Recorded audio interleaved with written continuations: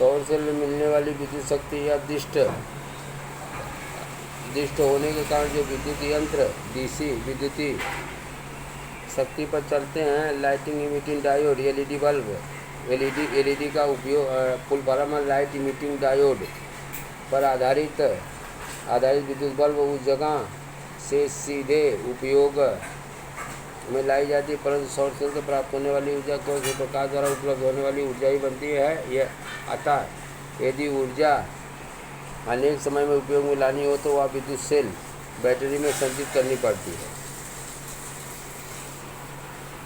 परंतु हमारे घरों में औद्योगिक क्षेत्रों में उपयोग में लाए जाने के लिए अनेक उपकरणों को प्रतिवर्ती एसी करंट विद्युत शक्ति पर चलते हैं। ऐसे में सौर सेल द्वारा निर्मित होने वाली बैटरी विद्युत ऊर्जा का रूपांतरण इन्वर्टर यानी इलेक्ट्रॉनिक यंत्र प्रतिवर्ती एसी विद्युतीय शक्ति में किया जाता है। इन्वर्टर में सौर सेल है, विद्युतीय सेल है, इन्वर्टर है। इन्वर्टर में इकट्ठा होकर के एसी पे चलने वाली विद्युत का उपकरण में अच्छा हो जाती है।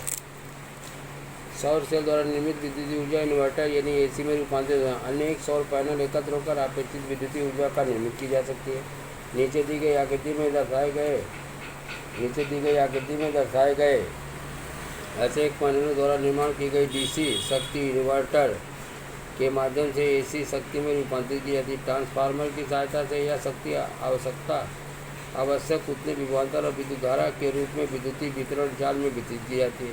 ऐसे सौर विद्युत निर्मित केंद्र की रूपरेखा 5.2 में 5.28 में दी गई है। इस प्रकार ऊर्जा निर्मित केंद्र होते समय किसी प्रकार का ईंधन का दोलन नहीं होता, न किसी प्रकार का प्रदूषण होता, विद्युत का निर्माण भी होता, परंतु सूर्य से प्राप्त केवल दिन में उपलब्ध होने के कारण सौर विद्युत सेल केवल दिन में ही विद्युत निर्मित कर सकते।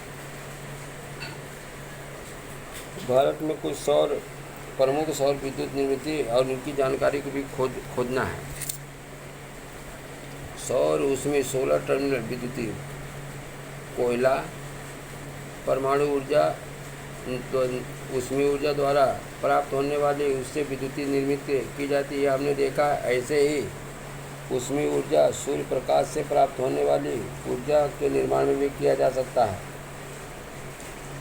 सौर ऊर्जा विद्युत केंद्रों में विविध चरण में नीचे दी गई आकृति में दर्शाया गया है। पहला है